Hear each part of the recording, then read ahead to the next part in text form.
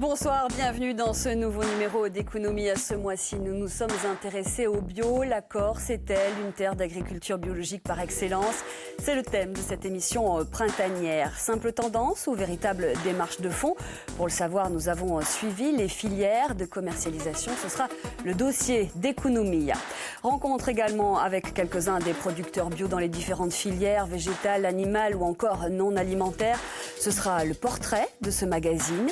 À quoi reconnaît-on un produit bio? Quel logo l'identifie? Mais au fait, quelle est la réglementation européenne en la matière? Ce sera le décodage de Caroline Ferrer.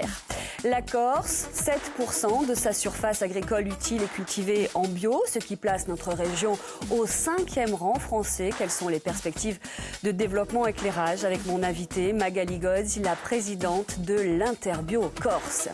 Et puis le bout du tunnel, enfin, pour quelques-uns des acteurs de notre feuilleton mensuel, et notamment pour Annie et Audrey qui vont ouvrir leur boutique demain.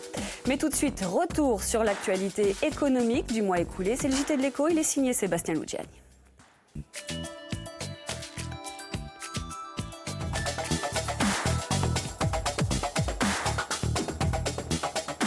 Du nouveau dans les méthodes de recrutement de Pôle emploi. À Ajaccio, l'enseigne de bricolage Leroy Merlin s'apprête à engager une centaine de personnes d'ici juin, mais elles ne seront pas forcément jugées sur leur CV en béton armé.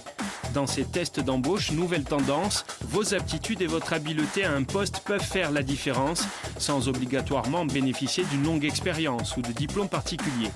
Le printemps donne des ailes à la compagnie régionale Air Corsica. Cap sur la Belgique pour l'ouverture il y a 2 semaines d'une ligne à l'année entre Ajaccio et Charleroi, aéroport international situé au sud de la capitale Bruxelles. La seconde plateforme aérienne du pays draine chaque année près de 7 millions de passagers. Premier objectif, offrir à la clientèle belge l'occasion de visiter l'île à tout moment. L'île de Beauté, elle est très appréciée dans notre région. Et d'ailleurs, on le voit, parce que les réservations, déjà maintenant, on a des moyennes parfois de 80%, ce qui est exceptionnel. Je crois que ça ravit la compagnie, c'est important, ça nous ravit aussi. Les Belges qui font partie des premiers touristes de ce printemps, notamment des familles en vacances scolaires. Les établissements de camping se sont embourgeoisés. Ils sont particulièrement appréciés de ce type de clientèle. La Fédération Corse de l'hôtellerie de plein air, qui regroupe un tiers des établissements, note une progression de son activité.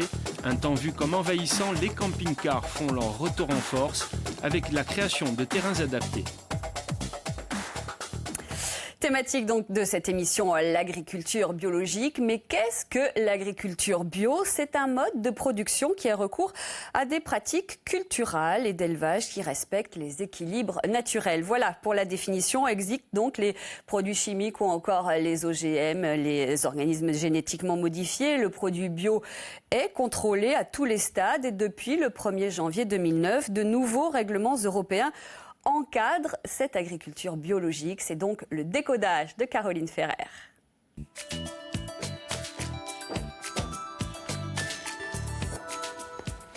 Bonsoir Caroline. Bonsoir. Alors, à quoi reconnaît-on un produit bio et quelles sont les règles européennes? Dominique, pour qu'une agriculture soit considérée comme biologique, Bruxelles fixe de nombreux critères. Tout d'abord, concernant les cultures, l'idée c'est d'améliorer constamment la fertilité du sol et son activité. Conséquence, vous l'avez dit, plus de chimie. Pour enrichir la terre, on utilise désormais des substances organiques comme le compost.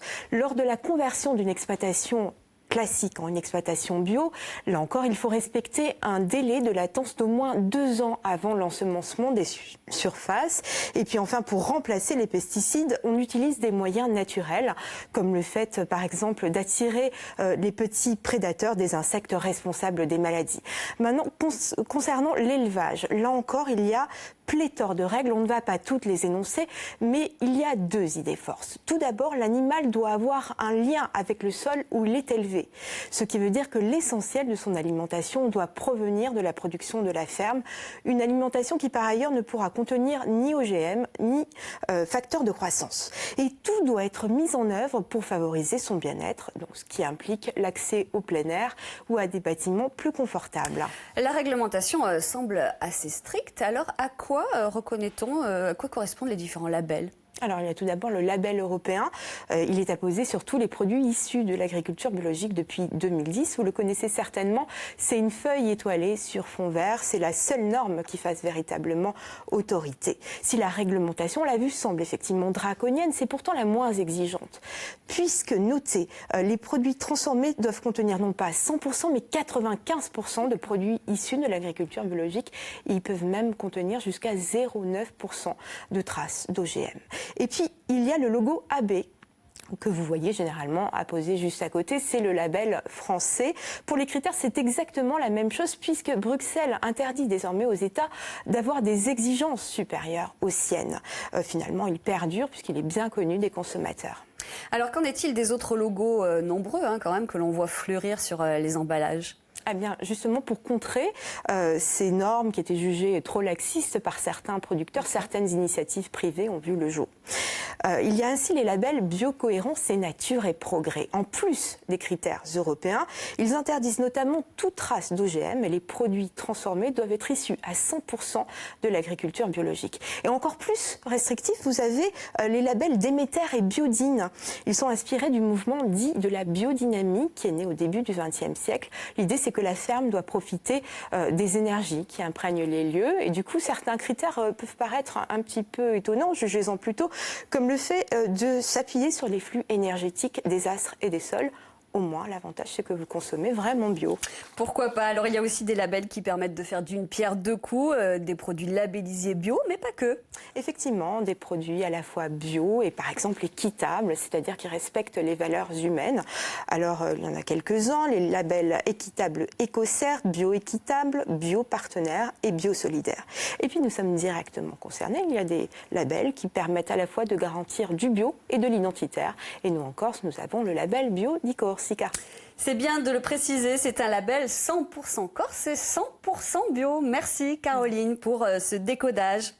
L'agriculture bio est plus ou moins importante selon les territoires et les productions, mais une chose est sûre, elle progresse, soit avec des conversions d'une exploitation traditionnelle à une exploitation bio, soit avec des primo-installations.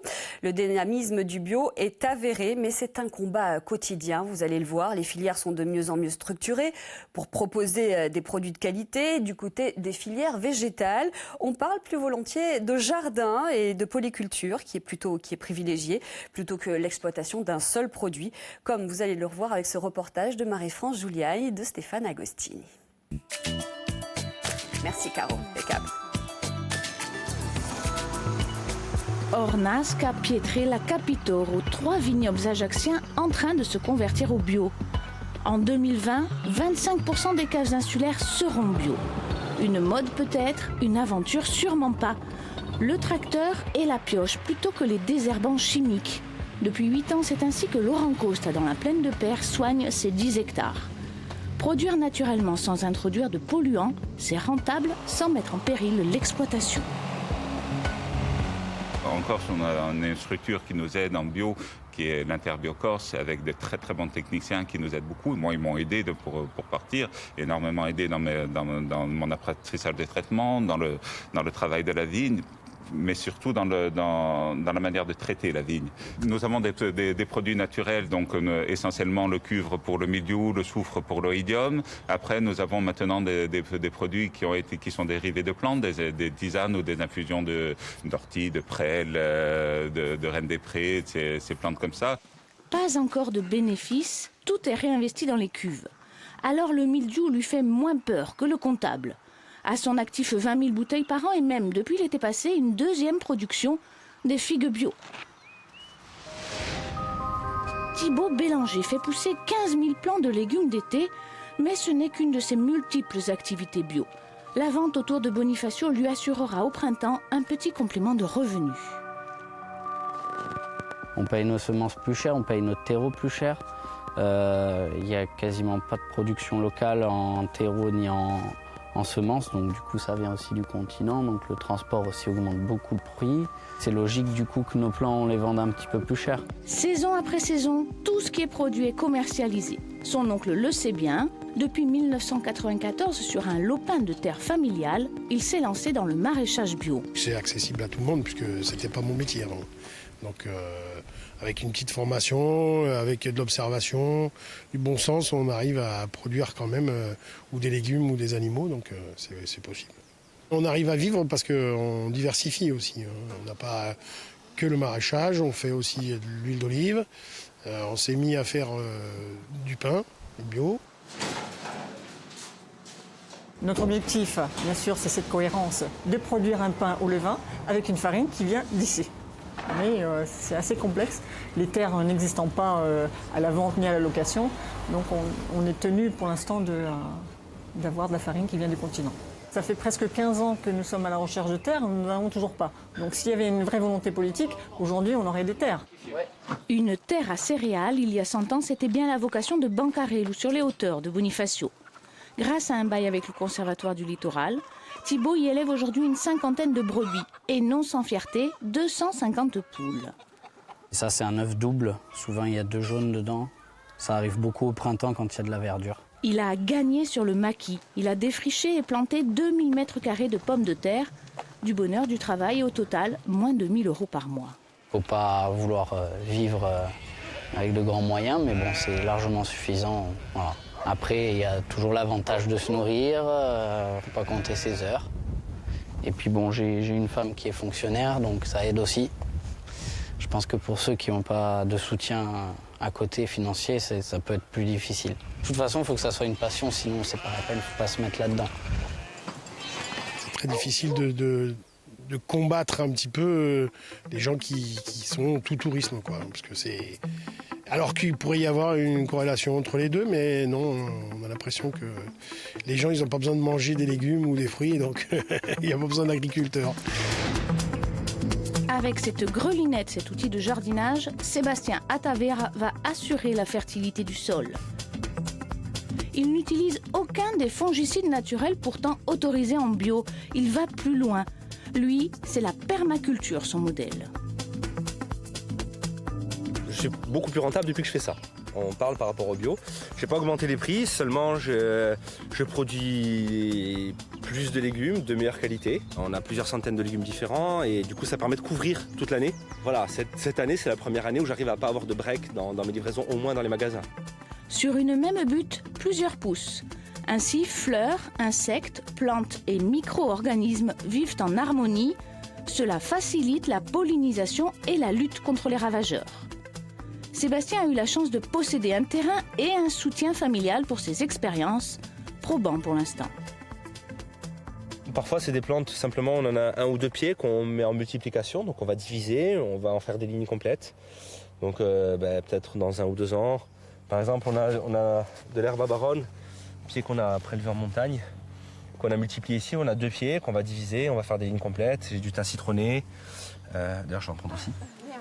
Alors les tracteurs ici ne sont que des vestiges esthétiques.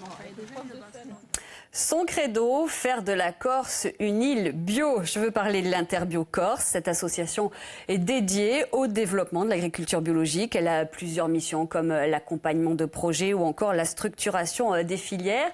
À sa tête, mon invité, Magali Godzi, bonsoir. Bonsoir. Merci d'avoir accepté notre invitation. Alors, quelques chiffres tout d'abord pour planter le décor, pour que l'on prenne la mesure de ce que ça représente aujourd'hui, ce que le bio représente aujourd'hui en Corse.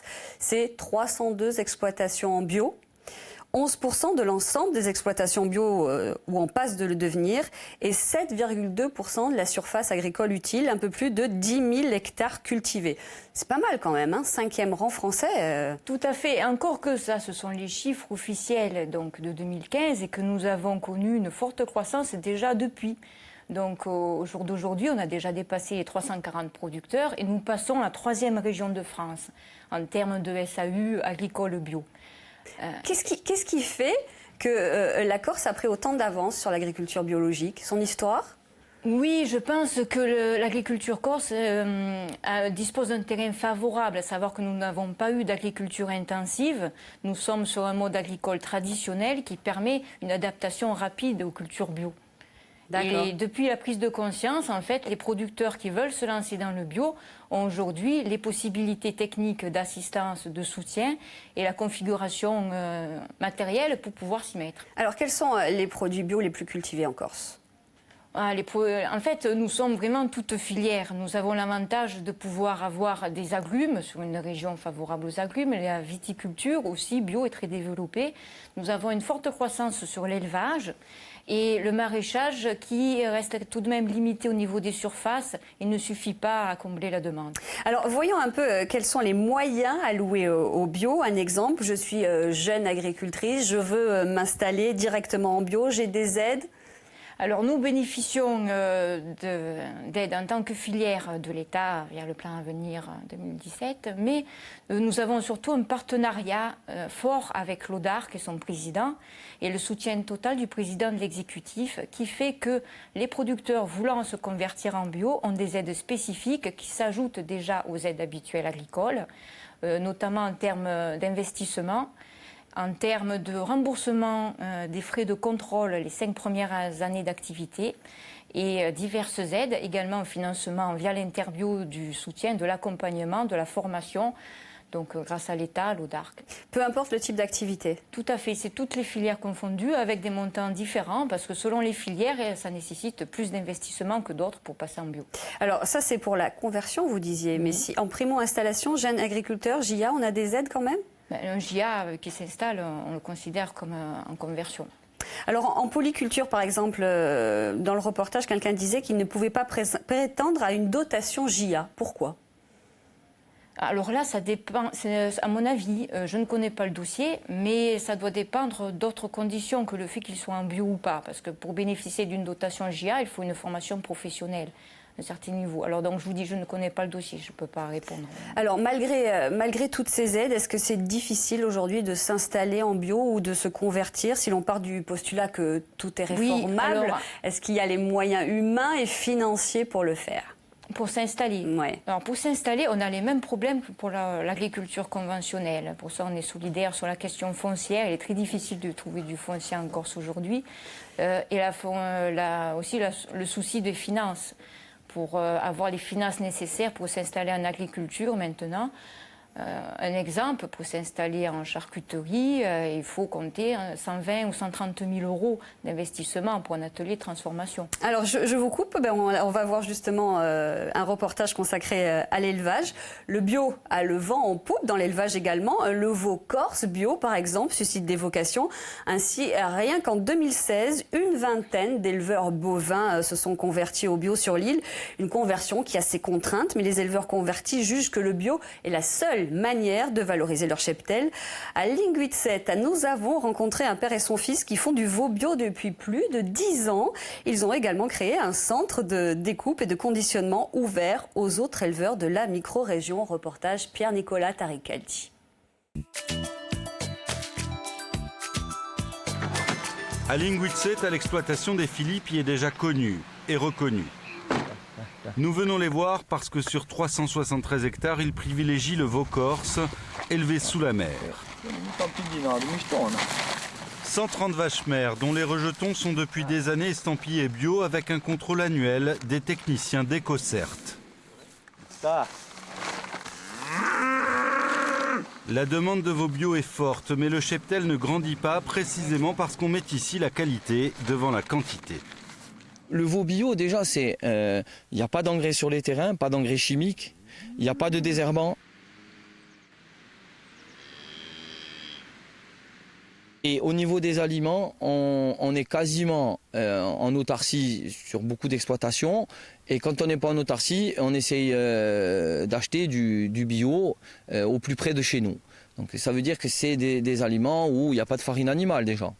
Il faut quand même le souligner. C'est pas, sachant que depuis le 1er janvier 2016, on est repassé à 30% de farine animale dans les aliments conventionnels. En bio, ça, on ne l'a pas. Vous avez le veau sous la mer ou sinon vous avez du veau blanc. Le veau blanc, qu'est-ce que c'est? C'est un veau qui ne tète que le lait de sa mère, qui est enfermé dans le noir du matin au soir et qui ne mange rien, à part du lait. Bon, après, la viande est blanche parce qu'en fait, il est carencé, il faut le dire aussi. C'est un veau qui est carencé parce que c'est le bêta-carotène qui donne la couleur à la viande. Le bêta-carotène, il se trouve dans la lumière du soleil et dans l'herbe. Donc comme il ne mange ni d'herbe et qu'il ne voit jamais de soleil, c'est du veau blanc. Bon, c'est une viande tendre, le veau blanc, mais qui est complètement insipide. Pour un veau plus goûteux, parce que bio, le père de Jacques-Paul Philippe il s'est engagé il y a des années dans l'obtention d'un label, acceptant des contrôles réguliers et stricts. À 70 ans, il se lève aussi tôt matin pour vendre cette viande lui-même. On s'est organisé, on a construit un atelier de découpe, on commercialise le produit.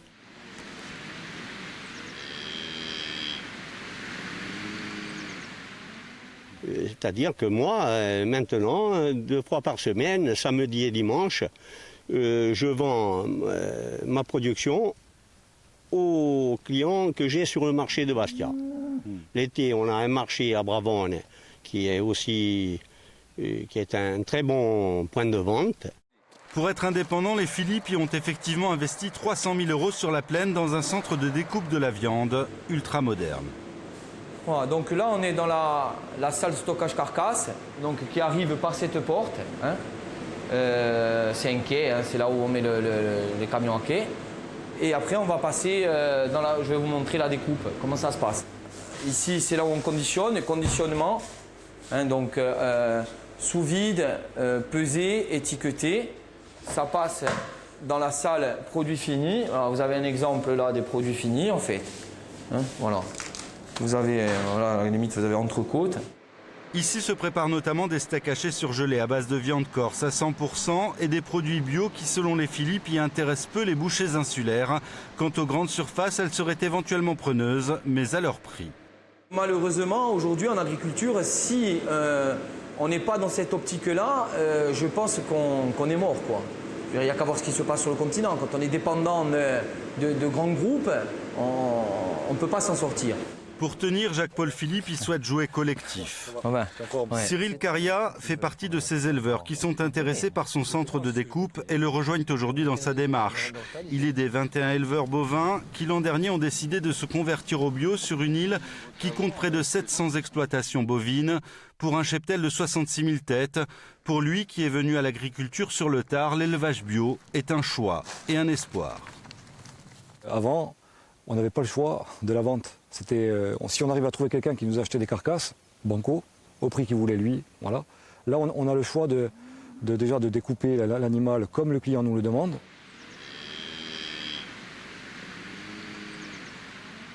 Je suis condamné à réussir ce pari parce que j'ai envie de vivre de mon travail. Je suis fier de mon travail, j'ai envie de laisser quelque chose à mes enfants de viable.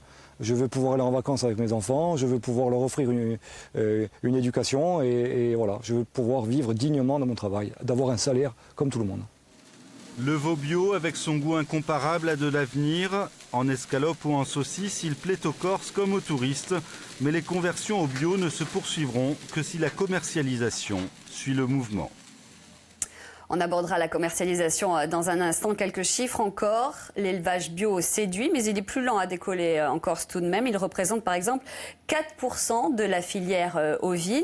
Vous possédez avec votre conjoint un élevage de porcs à Moïde, en Costa Sérène. Au total, vous êtes 5 à faire du bio aujourd'hui en Corse. Quels sont les freins et quelles sont les réticences? En porcin, le principal frein en élevage en règle générale, c'est le coût des intrants, à savoir la nécessité de l'autonomie alimentaire. D'accord. À savoir que les céréales, le fourrage, les légumineuses bio sont plus chères à l'achat que le conventionnel. Donc il faut absolument régler cette question-là avant de se lancer en élevage bio, soit en cherchant des terres à cultiver pour avoir une baisse du coût de l'alimentation, soit en négociant les céréales importées. Et à ce compte-là, l'interbio peut être très utile et est déjà très utile parce qu'elle permet de se réunir et collectivement d'envisager... L'union fait la force. Voilà, c'est ça, l'union fait la force. Alors, comment faire aujourd'hui pour que les productions de proximité se regroupent? Comment vous travaillez sur le regroupement des producteurs? Donc déjà, c'est le but de l'Interbio, c'est de mettre tout le monde en réseau. Donc on communique beaucoup plus quand on est au sein d'une même structure. Et ces échanges ont permis de structurer aussi l'offre et la demande. Là, on l'a vu avec l'exemple des Philippe qui ont ouvert cet atelier de transformation qui va bénéficier aux autres éleveurs. C'est ce qui est important, c'est qu'on arrive à développer cette mentalité-là de faire pour du collectif. Parce que je pense, et là on en est tous persuadés, que c'est à partir du collectif qu'on va réussir à s'en sortir. Alors, comment faire pour continuer sur cette lancée aujourd'hui? C'est accroître la visibilité? Accroître la visibilité. Alors, on bénéficie d'une dynamique qui est nationale, qui est une vague de fond. Chez le consommateur, cette prise de conscience, la recherche des produits bio. Donc, la visibilité, elle vient. Après, on bénéficie aussi du soutien des médias, dont Yastel, qui aide à faire passer le message. C'est de la visibilité aussi? C'est de la visibilité. Et après, c'est aussi notre travail à l'Interbio de communiquer sur les avantages du bio et d'accompagner les producteurs. Alors vous le disiez, le bio, elle vend en pouple, mais est-ce que la production bio locale répond à la demande aujourd'hui? Non, non, parce que la demande est très importante. Il y a comme une vague. Les consommateurs maintenant sont de plus en plus nombreux à consommer du bio. Et nous, ce qu'on cherche à faire, c'est pour favoriser le bio local. Mais le bio local, il ne suffit pas à cette demande-là. Alors comment on fait? Comment vous faites? Vous essayez quand même d'augmenter les volumes? Oui, tout à fait. Alors on augmente les volumes par deux facteurs. D'une part, augmenter le nombre de producteurs bio. Et ça, on le fait en s'engageant beaucoup, en les aidant à la conversion. Et d'autre part, en améliorant la qualité, les capacités de production des exploitations. Alors comment vous faites pour motiver les agriculteurs à se convertir en bio? Parce qu'on l'a vu, c'est difficile d'être rentable tout de même. Est-ce que le bio aujourd'hui encore, c'est rentable? Alors, je dirais, est-ce que ce qui n'est pas bio est plus rentable? Non. Le bio, au moins, vous avez une démarche, ça correspond à une forte demande des consommateurs. Donc, celui qui arrive à produire bio en quantité suffisante, il n'aura pas le souci pour commercialiser sa production. C'est déjà énorme. Alors finalement, si l'on décompose le mot agriculture, il y a agriculture, on entend bien le mot culture. Le bio, encore, c'est pas seulement un label, c'est remettre au goût du jour les cultures ancestrales. Oui, tout à fait. Ça permet de valoriser cette méthode traditionnelle, ancestrale, qui fait qu'on a toujours produit sans utilisation de produits chimiques. Mais jusque-là, en fait, ce n'était pas reconnu, pas valorisé correctement. Tandis que là, avec le label, il y a une officialisation, une valorisation. L'agriculture bio, ça ne concerne pas que les agriculteurs finalement, ça concerne l'ensemble de la société aujourd'hui. Bien sûr, les consommateurs déjà, mais même l'ensemble de la société, parce que qui dit bio dit respect de l'environnement. Donc ça concerne tout le monde. Dit également création d'emplois, parce qu'il faut savoir qu'en bio, il y a beaucoup plus de besoin de main-d'œuvre que dans le non-bio. Alors on va s'intéresser aux bienfaits et on va se parler des bienfaits après ce reportage. Je vous propose de découvrir une autre filière, c'est le non-alimentaire. 100% des exploitations de plantes aromatiques sont bio. Plus généralement sur notre île, la filière aromathérapie, parfumerie et cosmétologie rassemble une cinquantaine de sociétés. Aujourd'hui, elle représente 5 à 10 millions d'euros de chiffre d'affaires. Étonnamment, seules 2 entreprises ont décroché la marque EcoCert Bio dans la cosmétique. C'est une démarche assez coûteuse et contraignante. D'autres artisans ont choisi d'autres labels comme la Slow Cosmétique. Solange Gradiagne et Tarek Kaldi nous présentent 2 chefs d'entreprise passionnés par cet univers fascinant des plantes et des huiles essentielles.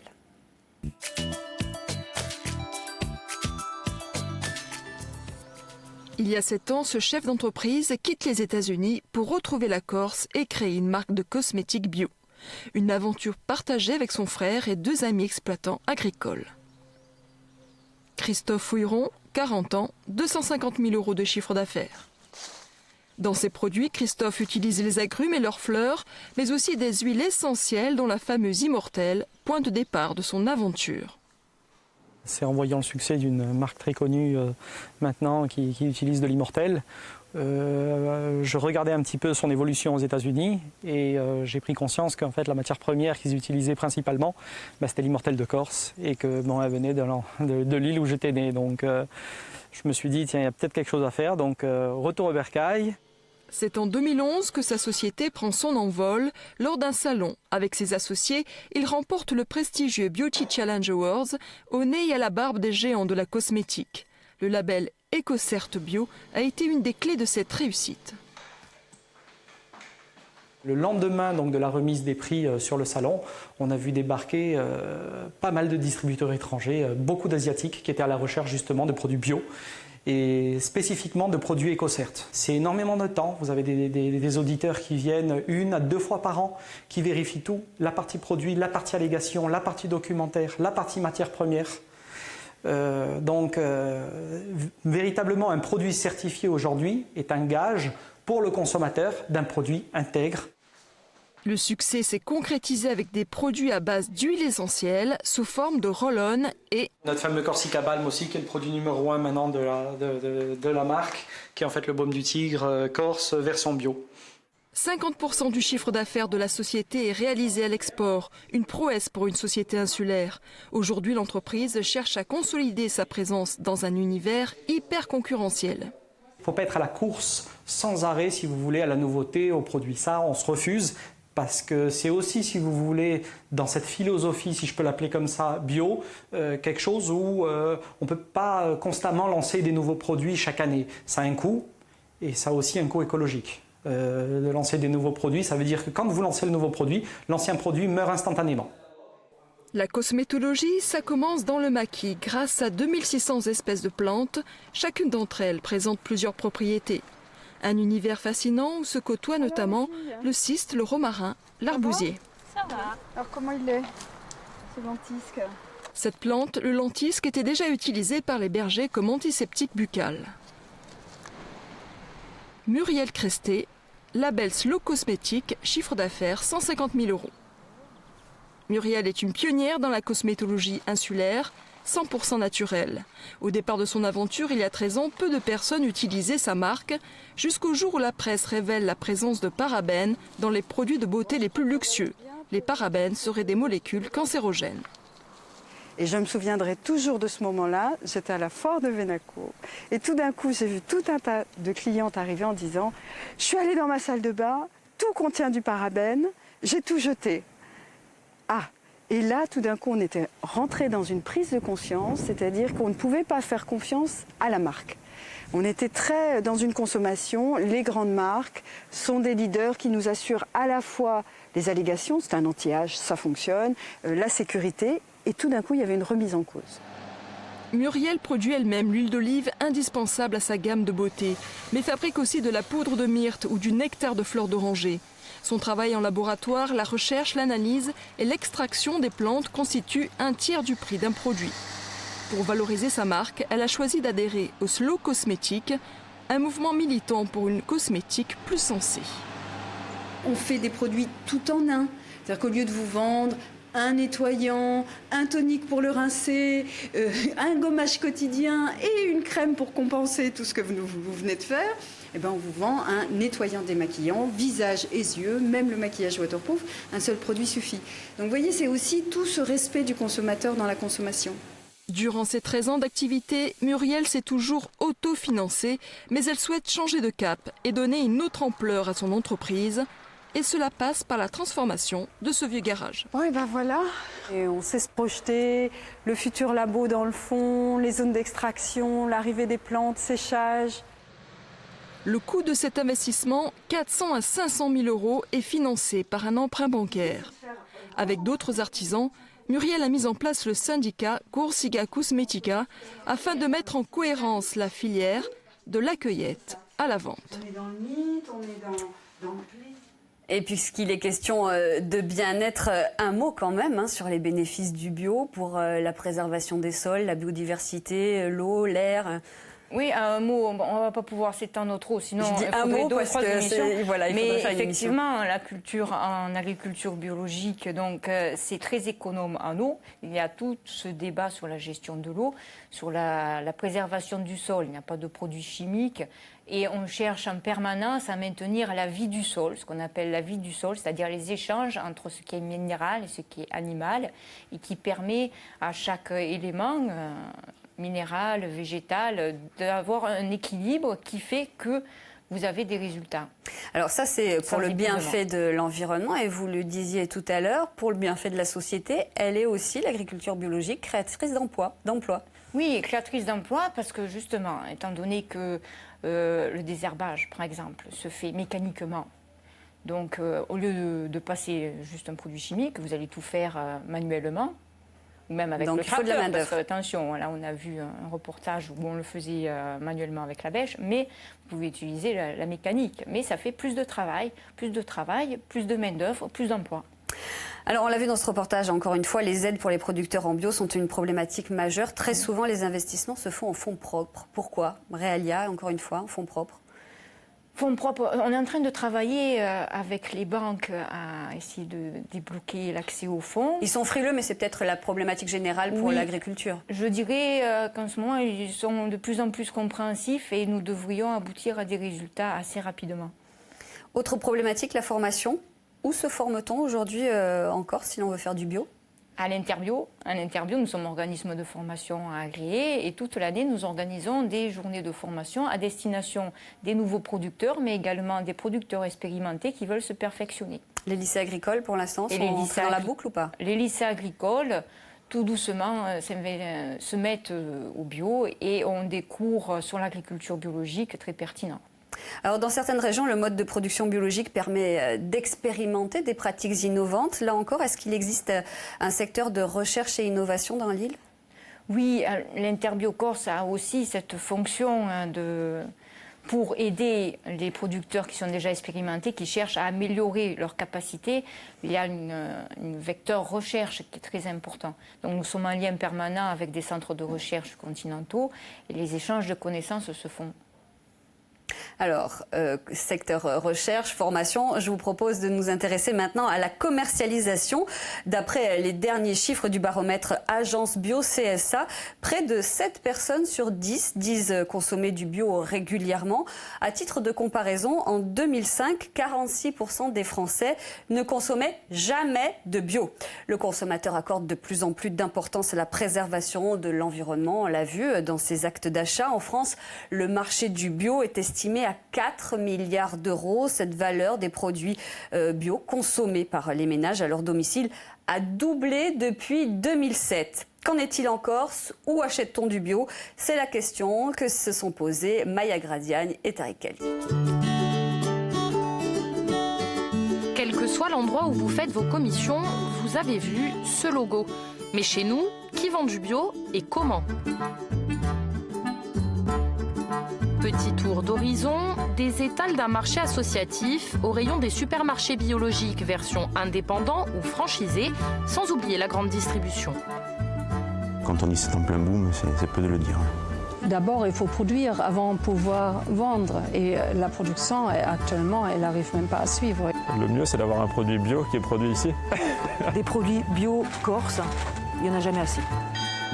Mercredi matin à Lumio, sur la place de l'église, le marché de l'association Una Lanzada Nacqua s'installe. En cette saison, seuls quelques producteurs et artisans sont présents. Vanneries, poteries, produits alimentaires et une seule cagette de légumes sur l'étal des huiles essentielles. Quelques bottes de poireaux, des cardons et des amandes, mais sans logo vert. On peut trouver des légumes qui ne sont pas traités, mais qui ne sont pas certifiés bio, parce qu'il n'y a pas eu la démarche pour l'obtention de l'agrément auprès d'un organisme certificateur. Dans le cadre de ces producteurs-là, ce qu'on fait, c'est que l'association fait des visites sur les exploitations pour discuter un petit peu de la philosophie de l'exploitation, du producteur, son mode de fonctionnement. Pourtant, au début de l'association, l'exigence c'était du local et bio ou rien. On a compris que c'était très restrictif, trop restrictif par rapport à la production qu'on a localement. Et qui plus est, en cette période de l'année, on n'arrive pas à trouver de producteurs de légumes, on va dire d'hiver, de printemps. Alors que sur le marché, au mois de juillet et août, on a une offre qui est relativement importante en tomates, poivrons, même en fruits, pastèques, melons, etc. Passé ce portique, en toute saison, les paniers débordent de fruits et légumes. Dans cet hypermarché, 10% proviennent de la production locale. Nous, à notre petit niveau, on n'a pas de rupture importante. On reste évidemment sur des produits de saison. On ne peut pas, comme au rayon conventionnel, avoir de l'aubergine en janvier. C'est compliqué, évidemment. Mais il peut y avoir, évidemment, peut-être très rapidement,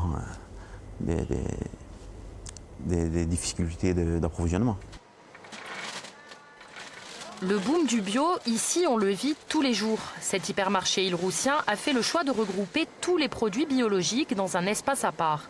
Et le moins que l'on puisse dire, c'est que la stratégie est payante. Rien que sur le premier trimestre 2017, le magasin a vendu 21 tonnes de fruits et légumes bio. C'est autant que sur l'ensemble de l'année 2015. Et quand on demande si bio est compatible avec grande distribution, la réponse est toute trouvée. La grande distribution représente une part énorme de la vente de produits alimentaires. Je ne vois pas pour quelle raison elle ne ferait pas du bio. Sur la boutique bio, on ne communique pas du tout. Évidemment, c'est la vitrine du magasin, parce que quand vous rentrez dans le magasin, vous ne voyez que ça. Mais étouffer la concurrence, je ne sais pas, je ne connais pas les chiffres et les volumes de la concurrence. Quoi qu'il en soit, la concurrence, moi, je considère que si elle est bien faite, si elle est saine, et si elle est fair play, elle est bénéfique pour tout le monde. Signe que ce marché est porteur, les gammes bio des marques distributeurs s'étoffent. À l'hypermarché, comme dans les enseignes spécialisées.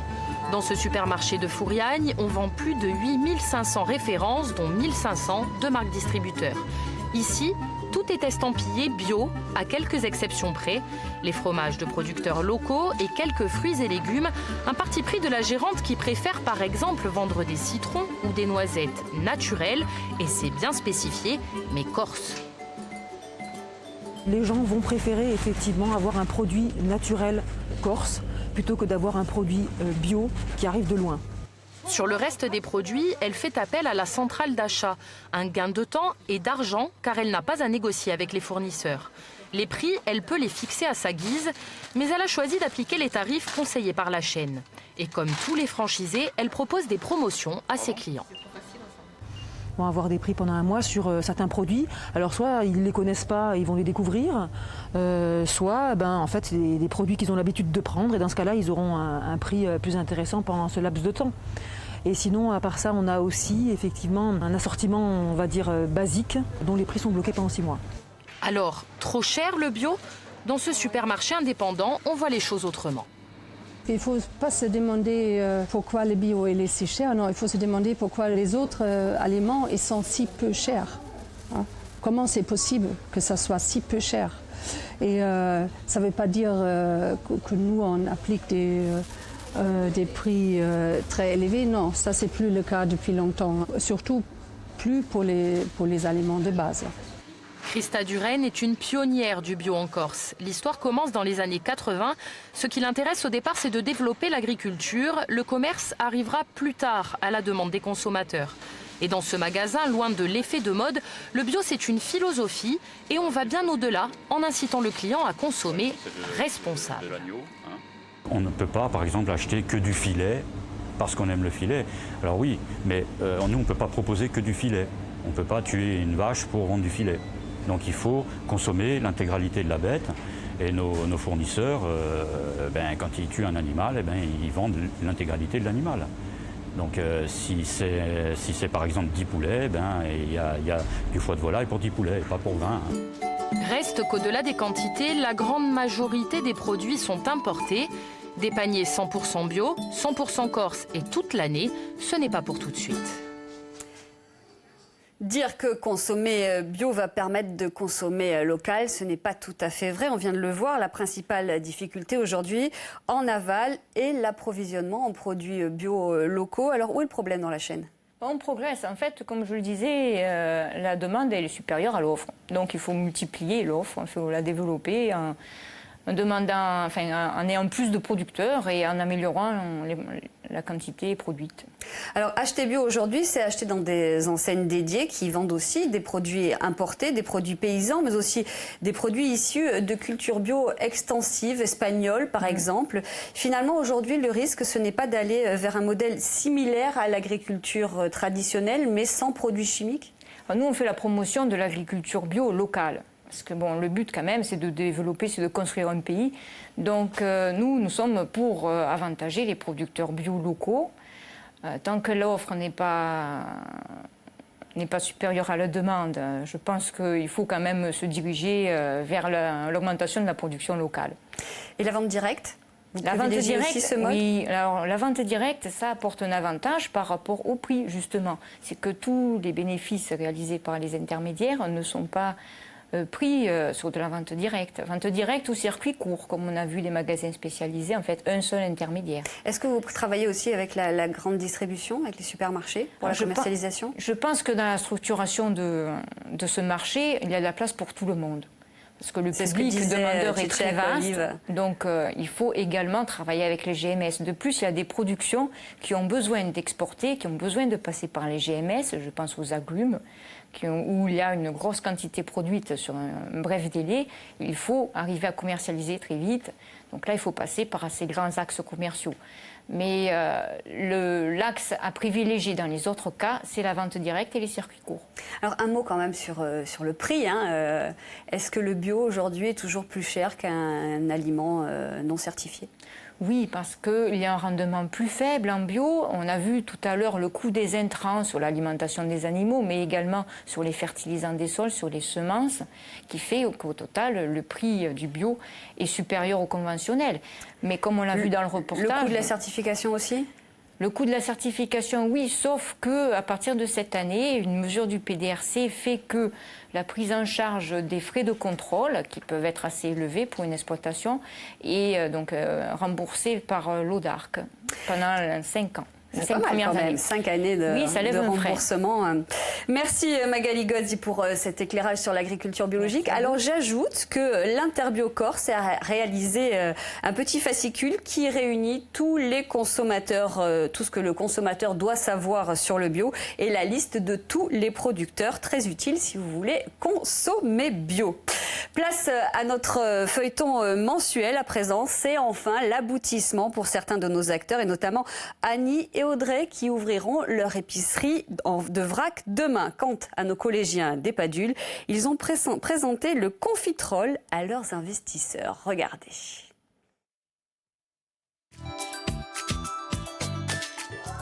Fini les retards, les embûches ou les mauvaises surprises. Pour Annie et Audrey, l'ouverture de l'épicerie de vrac est imminente. Regarde.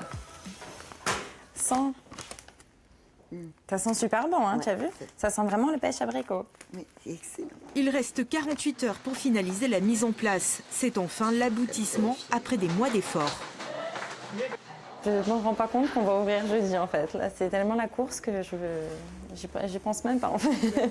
Ça a changé ma vie parce que avant j'étais juste vendeuse. Maintenant, du coup, je suis associée. Donc du coup, je suis là tous les jours, de 8h le matin à 20h le soir.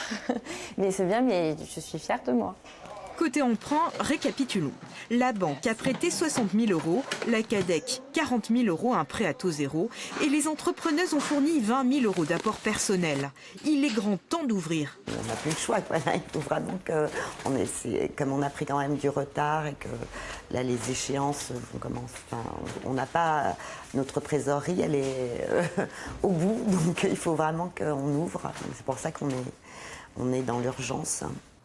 C'est aussi l'aboutissement pour Jean-Pierre, Mathis et Pauline, nos collégiens des Padules. Pour eux, c'est un nouveau cap. Ils vont présenter leur confitrol devant une assemblée de proches et d'investisseurs. Il faudra être persuasif et clair, une première. Je me sens un peu stressé par le passage parce que c'est la première fois, on va dire, qu'on fait ça. Mais j'ai confiance en mon équipe et je suis sûr qu'ils vont y arriver et que personne ne va se tromper. J'ai franchement très confiance en eux. Communication soignée, t-shirt floqué, l'exposé démarre. Et après quelques recherches pour un contenant, nous avons choisi un contenant en plastique PET, c'est-à-dire plastique souple et recyclable, pour faciliter la pression. 3/4 d'heure plus tard, arrivent les applaudissements. De quoi doper plus que jamais la confiance de nos jeunes entrepreneurs. Maintenant que les gens ont vu de quoi on est capable, ils ont plus confiance en nous, en notre projet.